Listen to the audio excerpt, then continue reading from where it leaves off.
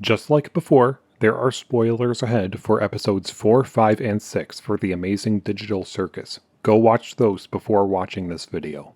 So, a long while back, I had made a review for the Amazing Digital Circus, back when there were only 3 episodes with a 4th one on the way, and it did shockingly well.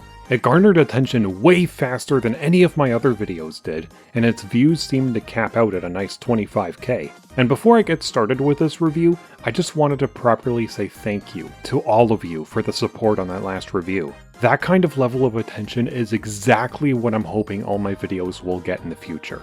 I know I'm a small channel now, but I'm slowly and steadily growing a little bit every day, so I have hope that I'll eventually be able to achieve that sort of success that I strive for.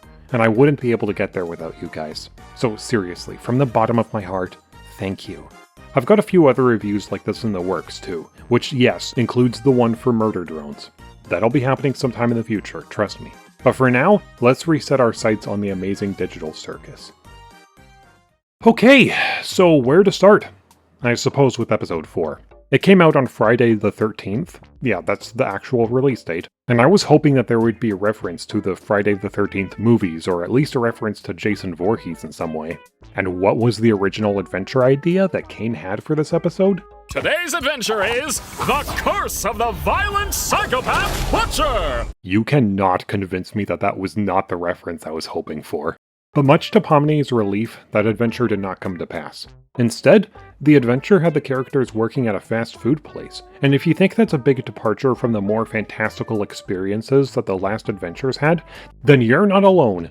I still have that pinned comment on my last review of the Amazing Digital Circus, which gave my thoughts on episode 4, since it came out a few days after I posted the review. And if you read it, then you'll know that I thought the episode was weird, honestly. Having the adventure take place in a relatively more realistic setting kinda threw me off. And moreover, the characters also felt a little more weirdly written. Pomni was kinda sidelined, when she's usually the main protagonist of the episodes. Gangle was much more assertive. Jax was moody and seemed like he kinda gave up later. Kinger was completely absent. Zubul actually showed a softer side and wasn't being a grunch. And Ragatha here, she really got the short end of the stick. She got some stupid sauce squirted in her eye early on in the episode, and it caused her to be tripping balls throughout the rest of it. And that's not me criticizing the sauce, that's literally what it's called here. But the real focus of this episode, undoubtedly, was Gangle. She was given the position of being the shift manager at this fast food place, since being a shift manager was once her job in the real world. And from what I could tell, she did a better job at being on top of things than I expected. Although that happy mask that she was wearing ended up doing more harm than good, and it even resulted in her creeping me out, mainly in this scene here. But before we get into all that, first things first. Are you smiling?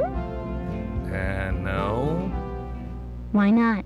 That moment alone gave me more dread than anything I felt in episode 3. But yeah, on the whole, the characters didn't fully act like they did before, and while they were shown to hold longer conversations with each other in the past episodes, their interactions were instead kept very brief in this one. So to me, the characters didn't really feel like themselves, if that makes any sense, and it was the main thing that made this episode weird in my eyes. But there's also a fun thing that had happened in this episode, returning characters from previous adventures. The most memorable one being Gummy Goo, whose return in this episode was something that a lot of people predicted, including myself, although I had forgotten to mention it in the last review. And Pomni was certainly surprised and delighted to see him, although he sadly didn't remember her or the previous adventure he was involved in.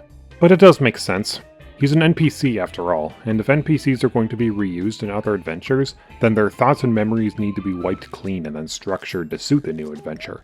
So I was happy to see him, and it was really touching that Pomni got to properly say goodbye to him before he left this time, but part of me does hope that he secretly remembers her. After all, when Pomni directly referred to him by name, he did seem to have a moment of recognition, but only time will tell if that amounts to anything. Now, we need to discuss the Happy Mask. Back in my last review, when all we had was a teaser, I had predicted that the mask would eventually break, and then Gangle's composure working at this job would end up crumbling and things would go horribly wrong for her. And was I right? Well, no. The Happy Mask was actually designed to not break as easily, and it never did break. But it turns out that it probably should have, as it was forcing Gangle to consistently keep being happy, and that caused her negative emotions to all get bottled up. to the point where she had to step out back and take off the mask in order to get some of her frustrations out. It was a real, literal representation of someone putting on a mask when they go to work, and the impact that it leaves on their emotions afterwards. As someone who's worked retail at different stores, I completely understood this. But something I didn't understand, at least on my first viewing of the episode, was the sequence close to the end, where Gangle finally threw away the happy mask and then ran off happily while some Undertale-esque music played. At first, I had thought that it was just her feeling relieved that she got rid of the happy mask, but after rewatching it and thinking about it some more, it's actually much more hopeful than that. On every reaction video that I watched for this episode, something that nobody had seemed to notice was how the happy mask's default expression changed. At the start of the episode, the mask's default expression was a perky smirk, and even when Gangle takes off the mask partway through the episode and talks to Pomni, you can see that same smirk on the mask after Gangle had removed it. But when she takes off the mask near the end of the episode, its default expression had changed to a pensive stare, and the camera made sure to focus on it a few times, like the viewer is supposed to notice the change. And then, Gangle smiled. She actually gave a genuine smile with her tragedy mask. Keep in mind, this is the first time she's ever done that. Anytime she gave a natural smile before, it was always with her comedy mask. But after she threw away the happy mask and was just left with her tragedy mask, she did smile naturally. It makes me wonder if the emotional properties for the happy mask and her tragedy mask ended up blending together. Like the happy mask left an imprint on her tragedy mask and vice versa. Because even at the end of the episode, when Zooble came by to help Gangle feel better, Gangle gave a genuine smile again. And when she wiped her tears away, it gave off the illusion that she was wearing her comedy mask too, further implying that she now has a relatively better handle on her emotions than she did before. Even if the happy mask wasn't a permanent fix, it still helped to better herself in the end. This whole prediction of mine could be wrong, but it's what makes the most sense to me. And that's all I can really say about episode 4, honestly. Gooseworks had said that she thinks it would be the most boring episode, and since it's the most realistic episode so far, I can understand why. Say what you will about its themes, but the fantastical elements of the other adventures are actively more exciting than working at a glorified McDonald's. But at least episode 4 has a more coherent flow, which is not something that I can really say about episode 5. While the adventures in episodes 1 to 4 all had an actual goal to them that the characters needed to accomplish, episode 5 was just a bundled mishmash of random ideas for adventures that the characters had suggested to Kane. We get like a couple minutes of one adventure and then suddenly get thrown into a different one. There was no consistent objective for the characters to complete, which made the structure of this episode just a mess. It felt like the writers couldn't decide on what adventure to have this episode be about, so they just clumped their initial ideas together and tried to make it work anyway. And that's a shame, because a few of these ideas seemed really interesting and I would have loved to see entire episodes dedicated to them. And then, as if the pacing didn't feel clustered enough, there was even an intermission in the middle of the episode, which went on for just a little bit too long, and it felt like it was thrown in there just to pad out the episode's runtime a little more. The music was super catchy, but going through it frame by frame, the visuals seemed to just be random bits of animation, done purely for the sake of having something interesting to look at. Though the only part that seems to actually mean something was this part, where Jack stopped by the door of a character who's been abstracted, whose name is canonically Ribbit.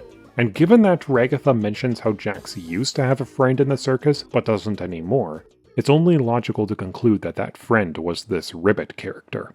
Do you have any actual friends? Not anymore. Yeah, you can see how upset Jax was over the loss of that friend of his, and it's taken a toll on him. His whole breakdown in episode 6 was clear proof of that, and yes, we will be talking about that scene later. For now, I'm getting ahead of myself. All in all, if I had to rank the plotlines for each episode, I'd have to put episode 5 at the very bottom, just because of how jumbled it was. That being said, even though the story of episode 5 felt lacking from a linear perspective, it did have some of the best comedic moments, and when the pacing slowed down and gave certain scenes more time to breathe, it also led to some of the best character moments. One such scene was the stargazing one. Not only was it a clear reference to the final panning shot in the credits, but it also felt like a real break from all the craziness of the other adventures. Best of all, we actually got to see Pomni being genuinely at peace for once. Seeing her being more relaxed with her personality and not stuck in her usual uncomfortable self was a really nice change, even if it was brief. And the conversation that she and Jax had was surprisingly wholesome. After watching him bully Pomni several times, seeing him trying to show sympathy, as best he could anyways, was certainly unexpected, but I loved it all the same. In the last review, I had mentioned which character I related to the most, and I said, based on personality, that it was Kinger, but voice-wise and body-wise, I'm definitely more like Jax. His personality was the only thing about him that I did not relate to. When he softened up here, though, it did result in him being a little bit closer to how I am, and actually did wonders in helping me sympathize with him. But still, if he looked and sounded the same way that he normally does, like if he still had the lanky rabbit body and his voice was the same, but his personality was more gentle and sweet, then that would be a character I would relate to the most. And what do you know? In this very episode, we got a character who was exactly like that. Here he is! Hi guys, I'm Evil Jax. This guy. This guy right here is now who I relate to the most in this show. He's not 100% like me, but I'd still give him an 85% accuracy. And for those wondering, I put Kinger at a 75%. Out of the main group of 6 characters, he's still the closest to me. But out of every character in general who's made an appearance on this show, Evil Jax is the most like me. Anyways, moving on to my favorite scene of this episode, the bar scene.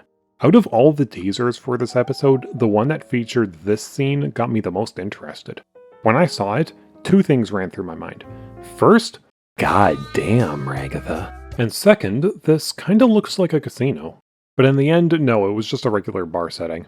It very much felt like one of those old-fashioned black and white films too, only with certain things highlighted with color to give it some flair.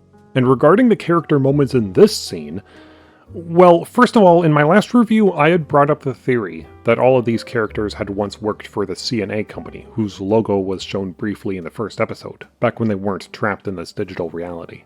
You remember that theory? Okay, good. Now throw it out the window because this bar scene completely debunks it. Well, maybe not in Kinger's place, but I'll get to that later. Zubul said that she used to work at a bar and was also once a tattoo artist. Gangle said that she worked in fast food and also took graphic design in community college but dropped out. And Pomni said that she was an accountant for a supermarket chain. I loved hearing these details. Hearing the characters talking about their past lives was very fascinating, and it helped a lot in giving me a feel for what kind of people they were like in real life. Or like the in-universe version of real life. I mean, would you have expected that someone like Pomni was actually an accountant in the real world? You probably wouldn't have. It really goes to show that people have more depth than you realize. There was one particularly intriguing part of Pomni's backstory though. Jax asked her how she ended up in the digital circus, and her response to that question was that she often got bored of things and sought out mild thrills, such as exploring abandoned buildings. That's actually what she said, and that made something click in my mind. What do you want to bet that the building for this CNA company was actually abandoned, and while Pomni was exploring it one day, she found the computer desk with the VR headset, and put the headset on out of curiosity, and it warped her into the digital realm. That's why she has this look of shock when seeing that same desk in the backrooms area in the first episode. She recognizes it as the same computer from the real world that warped her into this digital realm. But anyways, this episode was said to have more development for Ragatha, so I'm going to focus on her now. Apparently, she used to work in real estate, and her family was rich and owned a farm on a large property. And while that does sound pleasant, it wasn't all sunshine and rainbows. The reason why? Just listen. My mother was a lot. I'm sure she doesn't miss me. I certainly don't miss the yelling, and the braiding, and guilt-tripping, and the... Yeah, she had an abusive mother. Not physically, but emotionally and probably psychologically too. And after hearing that from Ragatha, it made her constant positivity make a lot more sense to me. What it mainly reminded me of, and this will probably come as a shock to all of you, was The Walking Dead. I swear I can explain this. I'll try to keep it brief, but I'll phrase it in a way so that people who haven't read the graphic novels can still understand. See, there's a character introduced very far in the series, and I'll refer to her as Princess, since that's what she likes to be called. While all the other characters in the series are relatively more serious and hardened over the events of the apocalypse, Princess is super positive and happy, which definitely makes her stand out from the others. But in the final volume, she explains her past life to one of the other characters, and mentions how her stepfather and stepbrother were very abusive to her as a child. Anytime she acted out, the two of them would tie her up and lock her in a closet for hours, and would sometimes physically beat her as well, taking turns whenever one of them would get too tired. Her mother didn't seem to care, just as long as she wasn't alone anymore. And I would think that kind of living condition would undoubtedly scar someone for life, especially at a young age. But then, later in her explanation, she says this: "Because that was my life for so long, I don't let darkness into my life if I can help it. That's why I try to be so cheerful. If I'm happy, it seems to make others chill out a little and be happy." That statement right there is something that can easily apply to Ragatha. Her mother didn't sound as abusive as Princess's stepfather and stepbrother, but it still definitely left an impact on her. She so often tries to look to the bright side of things, and tries not to overreact to the bad things that happen, and she's not doing it because she doesn't care. She's doing it to be on everyone's good side and to try and not make them panic too much. And sometimes it can be a little forced, like when Kaufmo abstracted, but you can tell that she knew it was bad and was just trying not to make Pomni freak out. She has good intentions, and that's the point. But then, we got a hint from Gangle in episode 4 about how Ragatha's really like when she's not forcing the positivity. Oh, Ragatha. I love her, but after a while it gets kinda hard to tell how genuine she's actually being. And then again from Jax in episode 5 here. Why are you always pretending everything's always fine? Like, if you tell someone they're loved and appreciated every day, it just kind of loses all meaning. It just feels like she's trying to take advantage of you, you know? I don't know. This scared me. I loved how sweet Ragatha was shown to be. She's a nice person in general, but even when she tries to look on the bright side during darker times, even if it's forced, I always chalk that up to her just trying not to upset the other characters. I never considered her faking any of it just to get something out of someone else. But hearing Gangle and Jax say these things had made me wonder if the writers for the Amazing Digital Circus were going to reveal Ragatha to be a nasty person deep down inside. And why would they do that? I don't know, I've heard people say before that a girl being nice is a stereotype, which is just flat out wrong. Excessively nice, maybe, but I don't view Ragatha as being nice all the time, as there are points where she does get upset, particularly when Jax is involved. But hearing the possibility that none of her kindness might be true had actually freaked me out. I really, really, really, really didn't want Ragatha to be revealed as someone who is actually a mean-spirited person. But thankfully, my fears did not come to pass.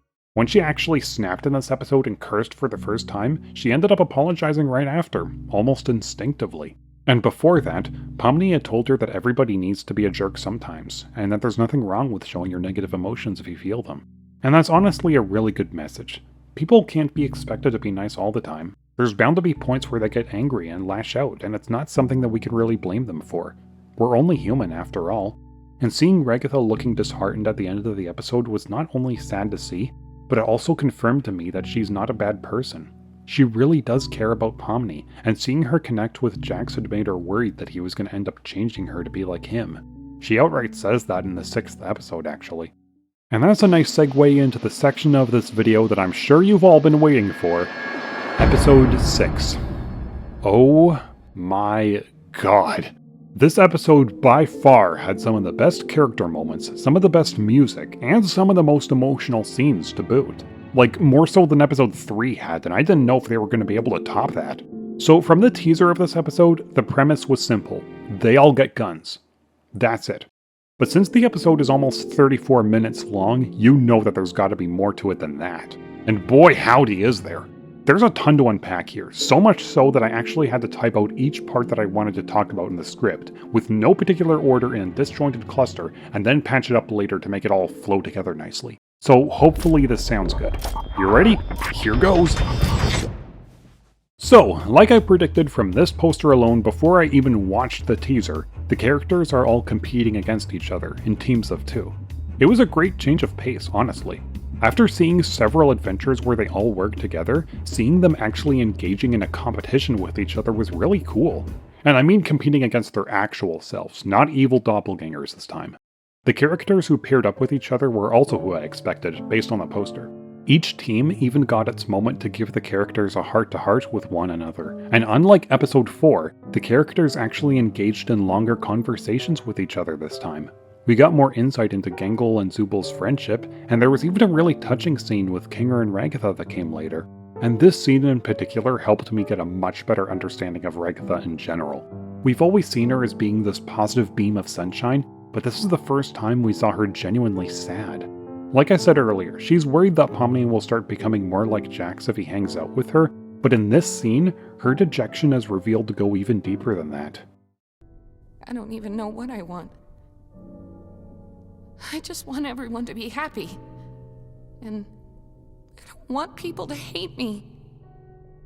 Do you hate yourself? That look on her face says it all. Ragatha is very much a people pleaser, and at the same time, she doesn't think too highly of herself either. It also made me look at her kindness and generosity in a new light. There are certainly times where she's genuinely happy and sweet, but even if she isn't happy all the time and is just forcing it, it's not hinting that she's a bad person like I was worried about. It's hinting that she's afraid of being disliked. Looking back at her dialogue through the whole series, I've noticed that most, if not all, of the supportive things she said were basically just agreements with whatever another character wanted. Agreeing with them will make it seem like she's on their side, and therefore they'll like her. Problem solved, right? Wrong. This is where it becomes a problem. She may want everyone to be happy, but having her own happiness depend on other people's happiness is not a good thing. She needs to be able to be happy on her own terms as well. And for people with very low self-esteem, that can be a difficult thing to do. But what they need to know is that indulging themselves every now and then isn't a bad thing. Their happiness is important too, and they need to be able to emotionally bolster themselves without actually needing anyone else to help with it. Granted, there's nothing wrong with wanting someone else's help to feel better, but if it becomes a need, then that's where it becomes a problem. But since the end of the episode shows that she and Pomni are back in good graces with each other, I do hope that they get to properly talk about Ragatha's insecurities, and hopefully help to quell her fear of people disliking her. But the team that I really want to talk about is the one with the most unlikely pairing, Pomni and Jax. These two characters are undoubtedly the best ones in the show, and having them actually work together was probably the most interesting direction this episode could have gone.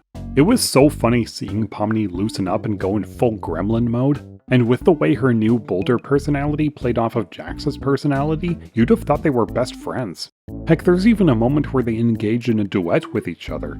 And normally when characters in media just randomly break into song, I think it's cringy as all hell and it gives me so much secondhand embarrassment. It's the main reason why I don't like musicals. But in this instance, it wasn't a random and out-of-place song, and it actually made sense, as it was a funny callback to something that Zubal said at the start of the episode. Kane's been checking up on my room lately. When I don't answer, he just starts singing Daisy Bell in front of my door. It's creepy. Daisy, Daisy, give me your answer. Are you seriously gonna start singing that? And honestly, their singing sounded genuinely beautiful. They even harmonized their notes and everything.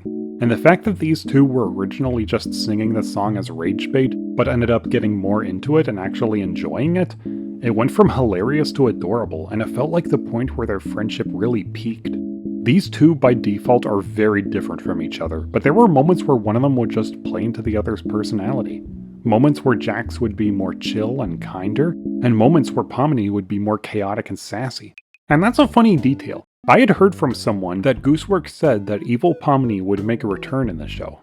I didn't know that it was going to be in the very next episode. Yeah, those other fools better watch their tails, because they're going to face the wrath of Pomni the Evil! I mean, yeah, it's not literally the same evil version of Pomni, but it's still an evil Pomni of sorts. And you wouldn't normally expect her to tap into the dark side here, but you can thank Jax for that, for sharing his point of view of the digital realm with her. I'm actually so glad he talked about that, because it really helps us to understand why he doesn't take things seriously. Pomni takes everything seriously, but Jax knows that nothing in the circus is really real. It's a simulation, and they're just playing a game within it. And he also claims that each of them has an archetype that they fall into eventually. Pomni's guess as to Jax's archetype was actually exactly what I was thinking. What's your archetype then? The villain? Listen, I add a key dynamic. I see how far I can push things. I screw with people, and I break the fourth wall. You want to know why? It's 'cause it's funny. I do everything 'cause it's funny. 'Cause I'm the funny one. The funny one. That's what he says he is. And that starts to make all of his physics-defying moments make more sense, doesn't it? I'd assumed that it was hinting that Jax was a hacker, but the real answer is much simpler than that. He operates by Toon Force. There's only one real rule with Toon Force. It allows you to do pretty much anything as long as you think it's funny. It's what allows cartoon characters to have super strength, to levitate, to stretch their limbs, to run away in the blink of an eye, to break the fourth wall. Whenever a cartoon character does any of these things, it's played off for humor, because the intention is for it to be funny, even though it can sometimes backfire. So remind me, why can Jax do them? It's 'cause it's funny. So there you have it. That pretty solidly explains why he can do things that the other characters can't. But here's the thing. Even though it's an explanation for the moments where he breaks the laws of physics, it's not an explanation for his behavior and personality. If you're thinking what I'm thinking, then you know that he's not actually the funny one. I mean, humor is subjective. Someone can find something funny, and another person might look at the same thing and think that it's in bad taste. And so much of what Jax does is already in bad taste, but this is the episode where he goes too far. Not during the shooting game, but after it. Once their team had won the competition, Pomni continues their little role-playing session, saying, I suppose this is the part where one of us betrays the other. and then points her gun at Jax, expecting him to point his gun at her. But to her surprise, he says, Oh, yeah, you can betray me. This makes her break out of her evil Pomni persona and go back to normal, suddenly not wanting to shoot Jax. But he keeps goading her to do it, saying that they're not a team and he was only humoring her the entire time. She's taking it all seriously, but he's still playing around. You can tell that he's kidding because he ends up directly saying to her that she's not committing. As in, she's not committing to the one of us betrays the other thing, while he is committing to it. But now that he stopped to point that out, it means the joke's over now. And when she then asks him a serious question, he gives her a serious answer. If I shoot you right now, are we still gonna be friends afterwards? We were never friends. Those 4 words changed everything. The whole time, Pomni really thought she was getting closer to Jax, forming a bond with him, and from the viewer's perspective, you'd easily think the same. But hearing him say that none of it meant anything to him, and he was only pretending to be friends with her, it cuts deep. It would cut deep for anyone who was in Pomni's position here, and you can tell how much his words hurt her, especially when he starts to verbally troll her afterwards. And when she accuses him of being afraid to show human emotion, and asked if this is what leads people to abstract, just listen to how his taunting monotone voice suddenly switches to being louder and more defensive once Pomni mentions abstraction. You're scared you'll actually show a human emotion. I'm scared I'll be bored to tears. Have you ever thought that this might be what causes people to abstract in the first place? Oh my god! Are you seriously gonna blame me for something that everybody else did too? You didn't even know him! You don't even know what people are like before they abstract. They are not pleasant to be around. Like at all! Yeah, he takes that personally because he already feels responsible for the abstraction of someone who he actually cared about, his friend, Ribbit. And that's the core reason as to why he pushes everyone away and acts like such a bully. He doesn't want to care about anyone because he knows he'll end up hurt all over again once they abstract. Losing Ribbit in this way must have made him look at all the characters as living on borrowed time, and that any day, at any moment, they could end up just like his friend did. So he doesn't want to form a connection with any of them, but a connection doesn't need to be mutual. Sometimes a person can feel a real bond with someone else, but that other person doesn't feel the same way.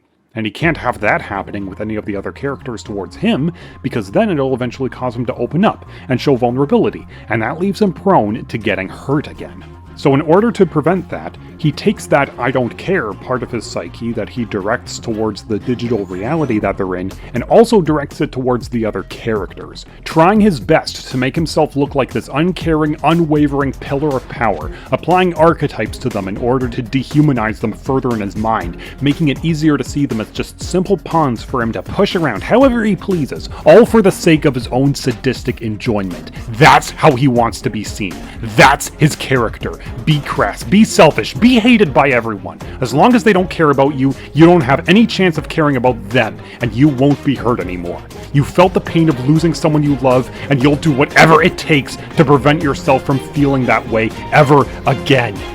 But then he says, There's nothing more to me. So please, just stop looking. The fact that he said please right there. He doesn't want her to look any deeper. His voice is exhausted, and you can hear how much pain he's harboring. And he copes with it by covering up his emotions with a smile, not wanting to show vulnerability of any sort. And while it's an understandable coping mechanism, it's not an ultimate solution. Someone may be safe if they hide behind a wall, but what if that wall crumbles? If they become dependent on the wall for protection, then they won't be able to fend for themselves without it, to the point where if they end up in trouble, they show anger to try and make their aggressor back off. People who are not emotionally mature enough often end up like this, which is why younger people tend to act this way when they're in a bad situation. And out of all the characters in the Digital Circus, Jax was stated to be the youngest. It makes his behavior make even more sense now, doesn't it? He's too dependent on the wall he's put up, to the point where he tries his absolute best to not show weakness in any form, and if it happens anyway, then it just makes him mad. If you notice during the shooting game, he lost 2 of his lives, and after each time, just like an emotionally insecure person who dies during a first-person shooter, he got visibly upset. Any instance of him looking weak to someone else, he can't handle that. Pomni was right. He's scared to show human emotion, and if she tried to dig at him any deeper, she might have found a caring person. But to Jax, caring about someone means it's easier for you to get hurt. Even though living this way would undoubtedly make him lonely and crave human connection, but he can't bring himself to do it. He's afraid of caring about someone because he's afraid of being hurt again. And that's why he told her to stop looking for anything more in him. No, not told her, but begged her. There's nothing more to me. So please, just stop looking.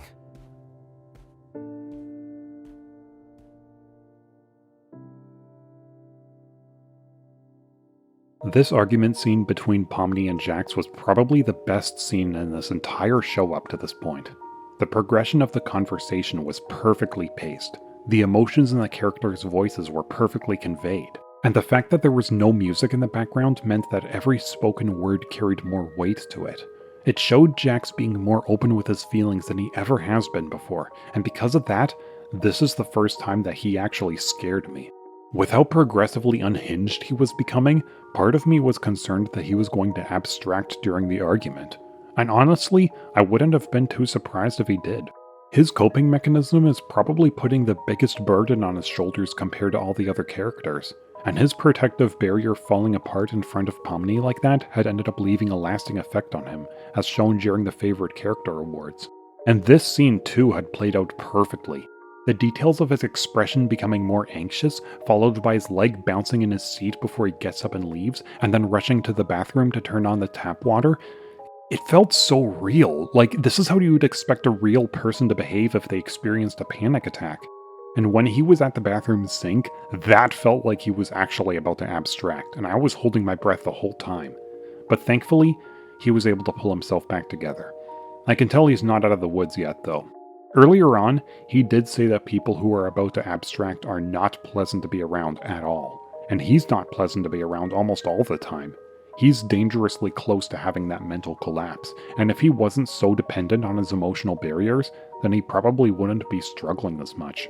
Really, the sheer amount of stuff that was revealed with Jax in this episode was just astonishing, and what they did with his character made him so much more investing than he already was. In the last review, when we only had 3 episodes, I had said that Kinger was the best character, but I think Jax takes that crown now, and he's become my #1 favorite character. There is so much more depth to him than I could have imagined, his toxic behavior having tragic reasons that he's fighting to keep secret, and his backstory still a complete mystery.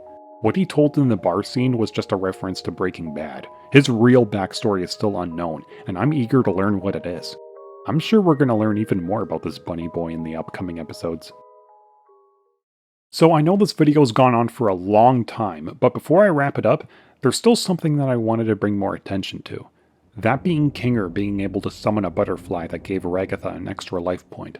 He played it off by saying that it's just something that he made up, but really, think about that for a second.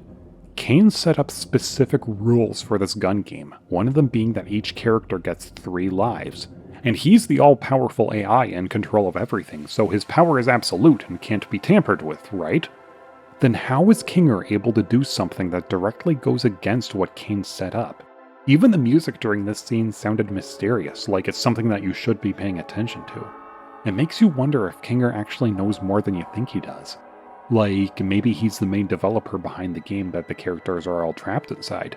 I mean, he just created something on his own that can impact the other characters? Kane's the only other one who can do something like that. I'm thinking that whenever Kinger's acting crazy, he's just playing dumb, and behind the scenes, he's probably plotting an actual escape from the circus. Within this group of characters that are trapped, he very well could be their ticket out of this digital realm. I'm not sure how exactly, but maybe he'll find that exit door that Kane's trying so hard to hide from everyone, and then they'll all try to escape through it. But Kane will find out that they're trying to escape, and then the climax of the series will be a stressful chase scene through the backrooms area, all 6 of the characters running from Kane, who's actively destroying everything in their path, desperate to stop them. How equally stressful and awesome do you think that would be to watch? Or heck, maybe there will be a second AI called Abel who will rise up to stop Kane. I mean, close-ups of this gun during episode 6 does show the words Kane and Abel, and also that C&A logo, pretty much confirming what C&A stands for. It's already a theory that's been floating around since the pilot episode, but knowing that Gooseworks likes to lie, she did actually say that, I don't know if this was just put in as an Easter egg, or to misdirect people, or maybe it really is what C&A stands for.